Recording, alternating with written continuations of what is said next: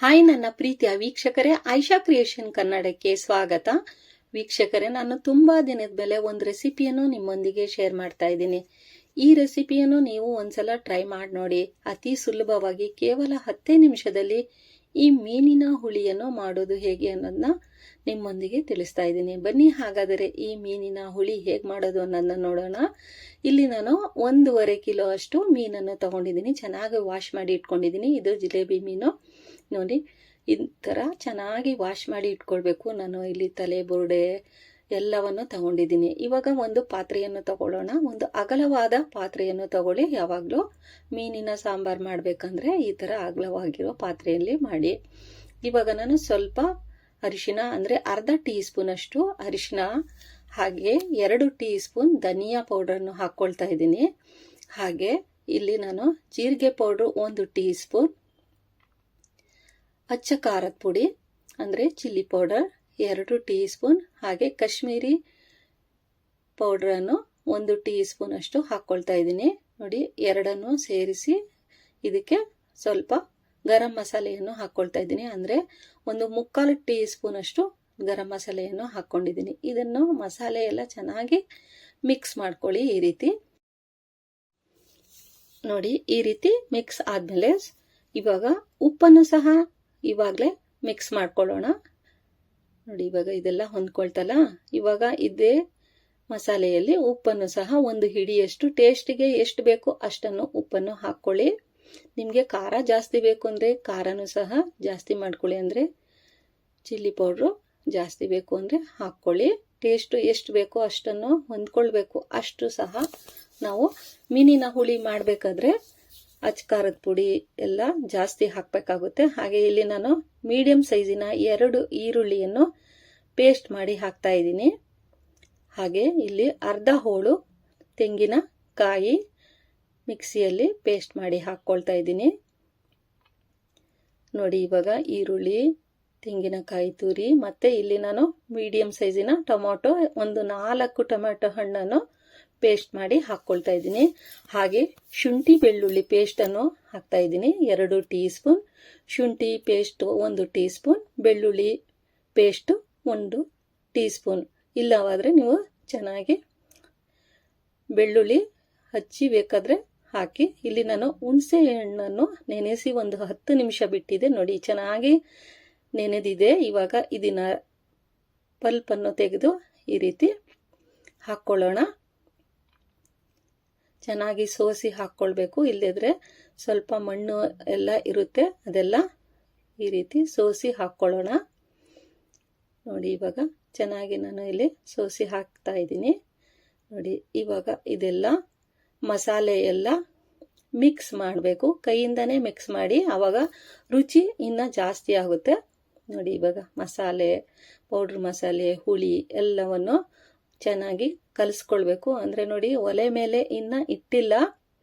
ಹಾಗೆ ಒಂದು ಪಾತ್ರೆಯಲ್ಲಿ ಹಾಕಿ ಎಲ್ಲ ಮಸಾಲೆಯನ್ನು ಈ ರೀತಿ ಕಲಸಿ ಇಟ್ಕೊಳ್ಬೇಕು. ನೋಡಿ, ಇವಾಗ ಚೆನ್ನಾಗಿ ಮಸಾಲೆ ಎಲ್ಲ ಕಲಿಸಿದ ಮೇಲೆ ಈ ರೀತಿ ಆಗುತ್ತೆ. ನೋಡಿ, ಇವಾಗ ನಿಮಗೆ ಎಷ್ಟು ಹುಳಿ ಬೇಕು ಅಷ್ಟು ಹುಳಿಯನ್ನು ಹಾಕ್ಕೊಳ್ಳಿ. ನೋಡಿ, ಇವಾಗ ಎಲ್ಲ ಮಸಾಲೆ ಎಲ್ಲ ಹೊಂದ್ಕೊಳ್ತಲ್ಲ.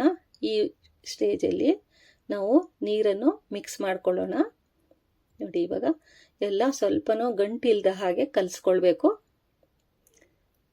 ಇದೆಲ್ಲ ಚೆನ್ನಾಗಿ ಮಿಕ್ಸ್ ಆಯ್ತಲ್ಲ. ಇವಾಗ ಮಸಾಲೆ ನೀರನ್ನು ಇವಾಗ 1 ಬಟ್ಲು ಹಾಕ್ತಾ ಇದ್ದೀನಿ. ನೋಡಿ, 1 ಬಟ್ಲು ಮಸಾಲೆ ನೀರನ್ನು ಹಾಕಿದ್ಮೇಲೆ ನಮಗೆ ಎಷ್ಟು ಸಾರು ಬೇಕು ಅಷ್ಟು ನಾವು ನೀರನ್ನು ಬೆರೆಸ್ಬೇಕು. ನಾನು ಇಲ್ಲಿ 3 ಬಟ್ಟಲು ನೀರನ್ನು ಹಾಕ್ಕೊಳ್ತಾ ಇದ್ದೀನಿ. ನಿಮಗೆ ಎಷ್ಟು ಬೇಕೋ ಅಷ್ಟು ಸಾಂಬಾರು ಮಾಡ್ಕೊಳ್ಳಿ. ಇವಾಗ ನಾನು 3 ಬಟ್ಲು ನೀರು ಹಾಕಿದ್ದೀನಲ್ಲ, ಎಷ್ಟು ಕನ್ಸಿಸ್ಟೆನ್ಸಿ ಬೇಕು ಅಷ್ಟು ರೆಡಿ ಮಾಡ್ಕೊಳ್ಳೋಣ. ನೋಡಿ, ಇವಾಗ ಚೆನ್ನಾಗಿ ಮಿಕ್ಸ್ ಆದಮೇಲೆ ಈ ಸ್ಟೇಜಲ್ಲಿ ನಾವು ಮೀನು ಸಹ ಹಾಕ್ಕೊಳ್ಬೇಕು. ನೋಡಿ, ಇವಾಗ ನಾನು ಇಲ್ಲಿ ಮೀನು ಹಾಕ್ತಾ ಇದ್ದೀನಿ. ಒಂದೊಂದಾಗಿ ಹಾಕಿದ್ಮೇಲೆ ಚೆನ್ನಾಗಿ ಮೀನಿನ ಜೊತೆ ಮಸಾಲೆ ಎಲ್ಲ ಹೊಂದ್ಕೊಳ್ಳುತ್ತೆ. ಕಲಸಿ ಬೇಕಾದರೆ ಒಂದು ಅರ್ಧ ಗಂಟೆ ಬೇಕಾದರೆ ಇಟ್ಟು ಆಮೇಲೆ ಬೇಕಾದರೆ ಗ್ಯಾಸ್ ಒಲೆ ಮೇಲೆ ಇಟ್ಕೊಳ್ಬೇಕು. ಇಲ್ಲದೇ ಇದ್ರೆ ತಕ್ಷಣನೂ ಬೇಕಾದರೆ ಮಾಡಬಹುದು. ನೋಡಿ ಇವಾಗ ಒಂದೊಂದಾಗಿ ಹಾಕ್ತಾ ಇದ್ದೀನಲ್ಲ, ಇದೇ ರೀತಿ ನೀವು ಸಹ ಮಾಡಿ, ಚೆನ್ನಾಗಿ ಟೇಸ್ಟ್ ಆಗಿರುತ್ತೆ. ಮುದ್ದೆ ಜೊತೆ ಅನ್ನದ ಜೊತೆ ಎಲ್ಲದಕ್ಕೂ ಇದು ಹುಳಿ ಹೊಂದ್ಕೊಳ್ಳುತ್ತೆ. ಇವಾಗ ನಾನು ಗ್ಯಾಸ್ ಒಲೆ ಮೇಲೆ ಇಡ್ತಾ ಇದ್ದೀನಿ. ನೋಡಿ ಇವಾಗ ಗ್ಯಾಸ್ ಹಚ್ಚಿದ ಮೇಲೆ ಸ್ವಲ್ಪ ಆಯಿಲ್ ಅಂದರೆ 2 ಟೀ ಸ್ಪೂನ್ ಅಷ್ಟು ಅಡಿಗೆ ಆಯಿಲ್ ಅನ್ನು ಹಾಕ್ಕೊಳ್ತಾ ಇದ್ದೀನಿ.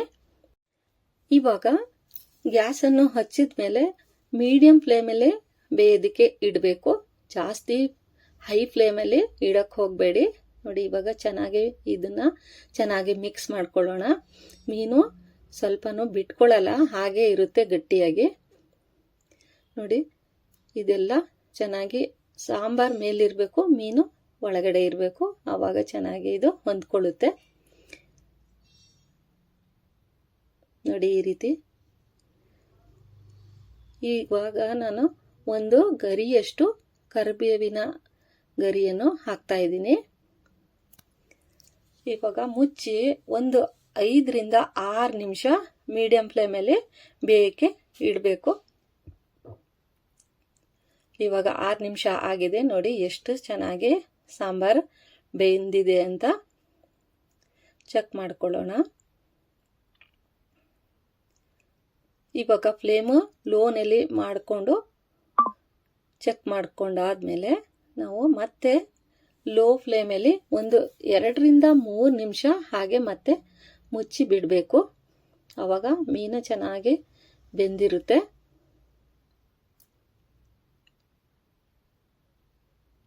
ವೀಕ್ಷಕರೇ, ವಿಡಿಯೋ ಇಷ್ಟ ಆಗ್ತಾ ಇದೆಯಲ್ಲ, ಇಷ್ಟ ಆದರೆ ನೀವು ಲೈಕ್ ಮಾಡ್ತೀರಲ್ವಾ, ಲೈಕ್ ಮಾಡಿ, ಮತ್ತು ನಿಮ್ಮ ಫ್ರೆಂಡ್ಸ್ಗಳಿಗೆ ಶೇರ್ ಮಾಡಿ. ಏನು ಅಂತ ನೀವು ಕಮೆಂಟ್ ಸೆಕ್ಷನಲ್ಲಿ ಕಮೆಂಟು ಮಾಡಿ. ಚೆನ್ನಾಗಿದ್ರೆ ಚೆನ್ನಾಗೈತೆ ಅಂತ ಹೇಳಿ, ಚೆನ್ನಾಗಿಲ್ಲ ಅಂದರೆ ಚೆನ್ನಾಗಿಲ್ಲ ಅಂತ ಹೇಳಿ. ಇವಾಗ ನಾನು ಫ್ಲೇಮು ಲೋನಲ್ಲಿ ಇಟ್ಟು ನಾನು ಇವಾಗ ಸ್ವಲ್ಪ ಕೊತ್ತಂಬರಿ ಸೊಪ್ಪನ್ನು ಹಾಕ್ಕೊಳ್ತಾ ಇದ್ದೀನಿ. ಸಣ್ಣಗೆ ಹಚ್ಕೊಳ್ಬೇಕು. ಕೊನೆಯಲ್ಲಿ ಹಾಕ್ಕೊಳ್ಳೋಣ. ನೋಡಿ ಇಲ್ಲಿ ನಾನು ಅರ್ಧ ಗರಿ ಅಷ್ಟು ಹಿಡಿಯಷ್ಟು ನಾನು ಕೊತ್ತಂಬರಿ ಸೊಪ್ಪನ್ನು ಹಾಕ್ತಾ ಇದ್ದೀನಿ. ಕೊನೆಯಲ್ಲೇ ಹಾಕಿ ಅವಾಗ ಟೇಸ್ಟು ಇನ್ನು ರುಚಿ ಜಾಸ್ತಿ ಬರುತ್ತೆ. ನೋಡಿ ಒಂದೊಂದು ಪೀಸು ಸಹ ಹೇಗೆ ಬಂದಿದೆ ಅಂತ ನೋಡಿ. ಇದೇ ರೀತಿ ನೀವು ಸಹ ಮಾಡಿ ಎಂಜಾಯ್ ಮಾಡಿ. ನೋಡಿ ಇವಾಗ ನಾನು ಇದನ್ನು ಸರ್ವ್ ಮಾಡ್ತೀನಿ. ವೀಕ್ಷಕರೇ, ವಿಡಿಯೋ ಇಷ್ಟ ಆಯ್ತಲ್ವಾ? ಇಷ್ಟ ಆದರೆ ಲೈಕ್ ಮಾಡ್ತಿರಲ್ವಾ? ಸಬ್ಸ್ಕ್ರೈಬ್ ಮಾಡಿ, ಲೈಕ್ ಮಾಡಿ, ಕಮೆಂಟ್ ಮಾಡಿ.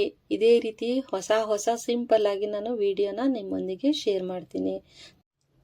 ಈ ಮೀನಿನ ಹುಳಿ ನಿಮಗೂ ಮಾಡಬೇಕು ಅನಿಸ್ತಾ ಇದೆಯಾ? ಹಾಗಾದರೆ ತಡ ಏನಕ್ಕೆ, ಇವಾಗಲೇ ಈ ಮೀನಿನ ಹುಳಿ ರುಚಿ ನೀವು ಒಂದ್ಸಲ ಟ್ರೈ ಮಾಡಿ ನೋಡಿ. ಹೇಗಿದೆ ಅನ್ನೋದನ್ನ ಕಮೆಂಟ್ ಸೆಕ್ಷನ್ನಲ್ಲಿ ಕಮೆಂಟ್ ಮಾಡಿ. Thank you for